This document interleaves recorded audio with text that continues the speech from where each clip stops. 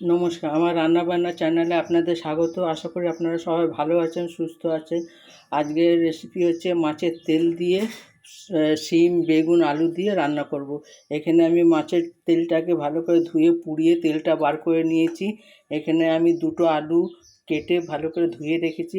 এখানে একটা মিডিয়াম পেঁয়াজ কুচিয়ে রেখেছি। এখানে এক কুচি আদা আর 4-5 কোয়া রসুন বেটে রেখেছি। এখানে একটা টমেটো, এখানে বেগুন, 250 বেগুন আর 500 শিম আমি এখানে কেটে ভালো করে ধুয়ে রেখেছি। এবার গ্যাসে কড়াটা বসিয়ে দিয়েছি। এবার তেল দিয়ে দেবো। যে যা আপনারা পরিমাণ মতো তেল দেবেন। তেলটা ভালো করে গরম হয়ে যাক।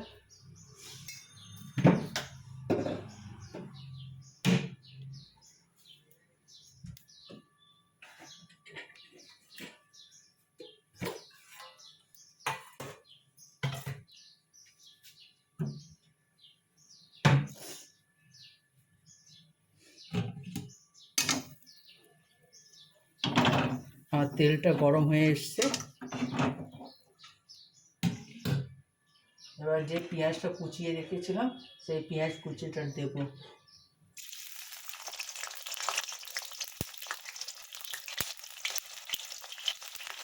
পেঁয়াজ কুচিটা হালকা করে ভেজে নেব, বেশি কড়া করে ভাজবো না। এই পেঁয়াজ ভাজার সঙ্গে আমি একটু রাঁধুনির ফোড়ন দেবো, তাহলে ফ্লেভারটা বেশ ভালো লাগবে।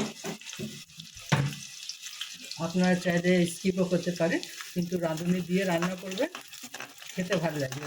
আপনারা অনেক ধরনের মাছের তেল রান্না করেছেন, একবার এইভাবে রান্না করে দেখবেন। মাছের তেলটাকে ভালো করে পুড়িয়ে তেলটা বার করে নেবেন, তারপরে রান্না করবেন। তাতে মাছের তেলটা তেতেও লাগবে না আর খেতেও ভালো লাগবে। আপনারা একবার এইভাবে করে দেখবেন। আর পেঁয়াজটা আমি বেশি লাল করে ভাজবো না, হালকা করে ভাজবো।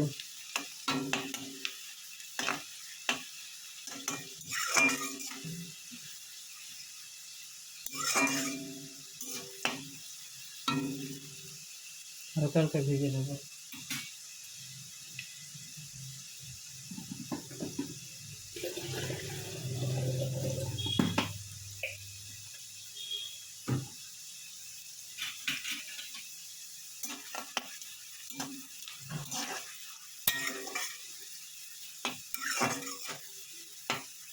রাঁধুনি দেওয়াতে গন্ধটা খুব সুন্দর বেরোচ্ছে। রাঁধুনির একটা আলাদা নিজস্ব গন্ধ আছে, সেই কারণে গন্ধটা বেশ ভালো বেরোচ্ছে।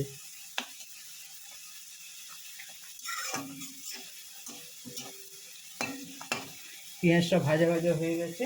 এবার যে আদা রসুন বেটে রেখেছিলাম সেই আদা রসুন বাটাটা দিয়ে দিলাম।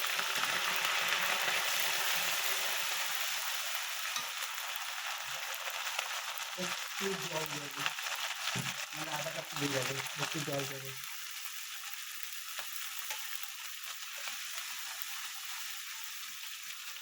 এরপরে আমি 1 চামচ হলুদের গুঁড়ো দেবো, ছোটো চামচে। 1 চামচ জিরের গুঁড়ো, 1 চামচ ধনের গুঁড়ো।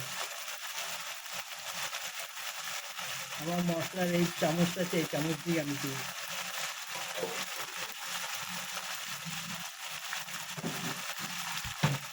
এরপর পরিমাণ মতো নুন দেবো আমি।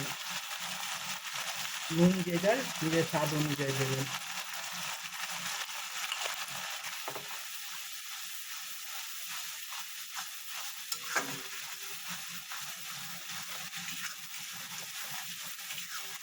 সেটা দিয়ে ভালো করে কষিয়ে নেব।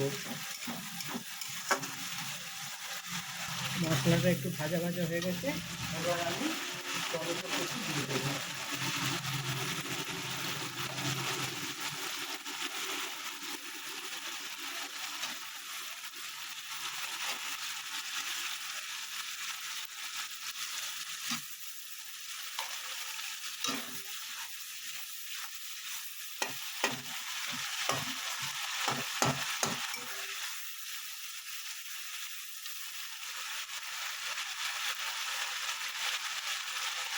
তিনটে লঙ্কা দিয়ে দিলাম।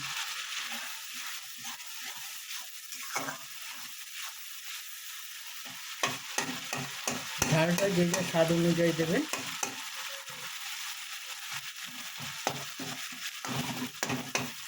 আপনারা চাইলে কাঁচা লঙ্কার পরিবর্তে গুঁড়ো লঙ্কাও ব্যবহার করতে পারেন। আমরা গুঁড়ো লঙ্কা খাই না বলে সেই কারণে আমরা গুঁড়ো লঙ্কা দিই না।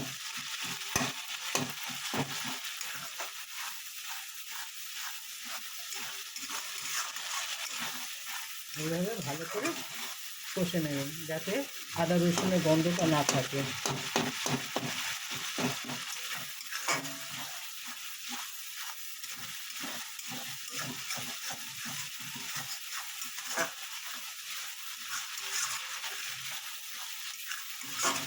আমার এটা কষানো হয়ে গেছে। এরপরে আমি মাছের তেলটা যেটা বার করে রেখেছিলাম সেই মাছের তেলটা দিয়ে দিলাম।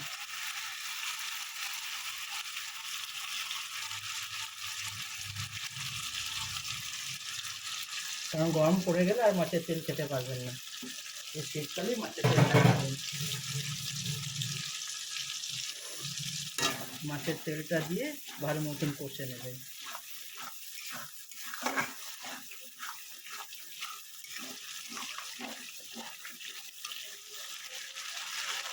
এরপর আমি আলু দিয়ে দেবো।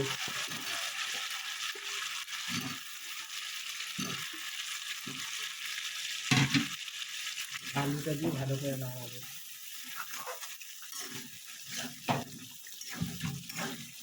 এটাতে কী হবে, আলুটা সেদ্ধ হয়ে যাবে, মশলা কষাতে কষাতে আলুটা সেদ্ধ হয়ে যাবে।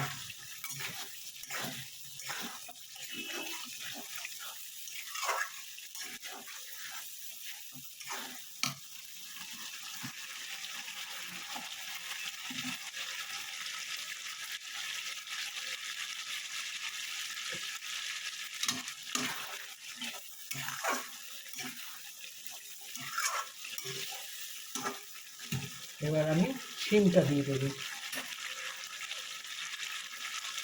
কারণ এগুলো সেদ্ধ হতে সময় লাগে, সেই কারণে আমি শিমটা দিয়ে দেবো। বেগুনটা পরে দেবো।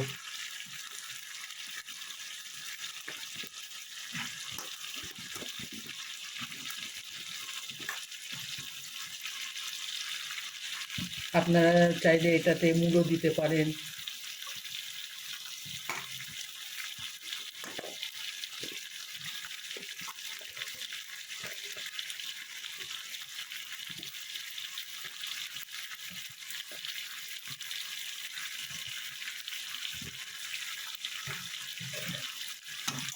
শিমটা দিয়ে ভালো করে কষে নেব।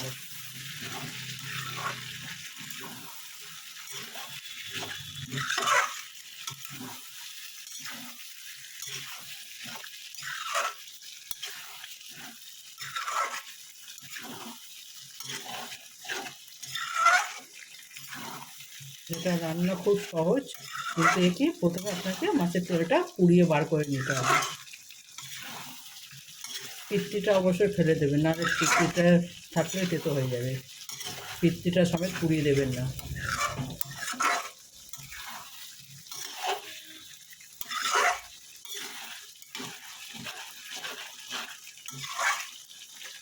এবার আমি 10 মিনিটের জন্য ঢাকা দিয়ে দেবো।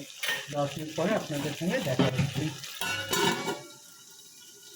10 মিনিট হয়ে গেছে, এবার ঢাকা সরাবো। ঢাকাটা সরে একটু নাড়িয়ে দেবো, দেখুন কত জল বেরিয়েছে।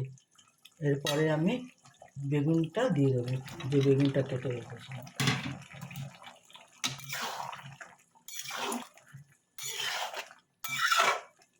বেগুনটা দিয়ে ভালো করে নাড়িয়ে দেবো।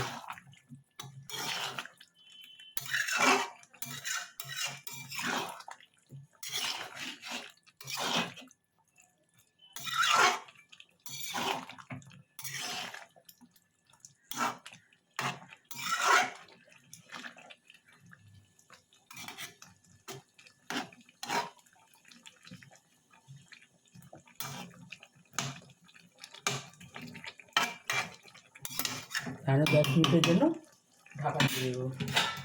10 মিনিট পরে আবার দেখা হচ্ছে।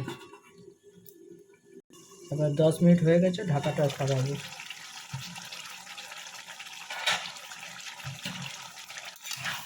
আমার একেবারে জলটা শুকিয়ে গেছে, দেখুন একেবারে তেলের ওপরে চলে এসছে।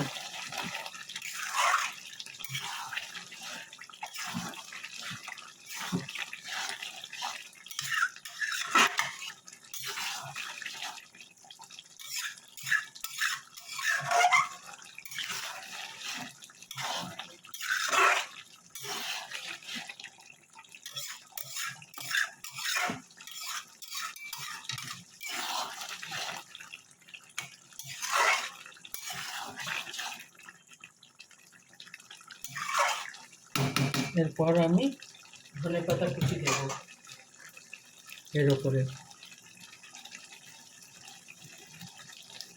আপনারা অবশ্যই একবার এইভাবে রান্না করে দেখবেন। মাছের তেল অনেকে অনেক রকম করে রান্না করে, আমি এইভাবে রান্না করি। আমার বাড়িতে যখন রান্না করে খাই আমরা এইভাবে রান্না করে খাই। সবার তো রান্নার ধরন এক ধরনের হয় না, সবার আলাদা আলাদা রান্নার পদ্ধতি হয়।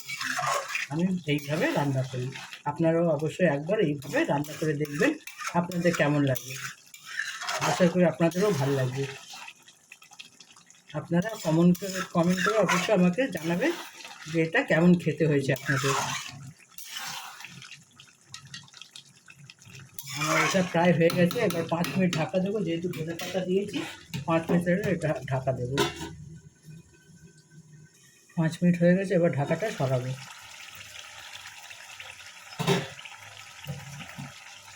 দেখুন সিমও সেদ্ধ হয়ে গেছে, বেগুনও সেদ্ধ হয়ে গেছে, আলুও সেদ্ধ হয়ে গেছে।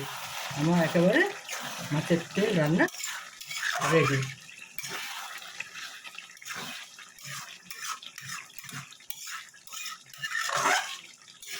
ব্যাস আমি এইভাবে নামিয়ে নেব।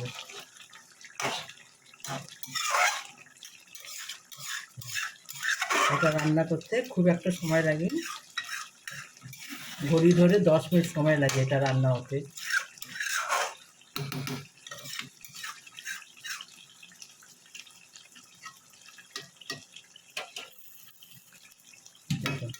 রান্না একেবারে রেডি।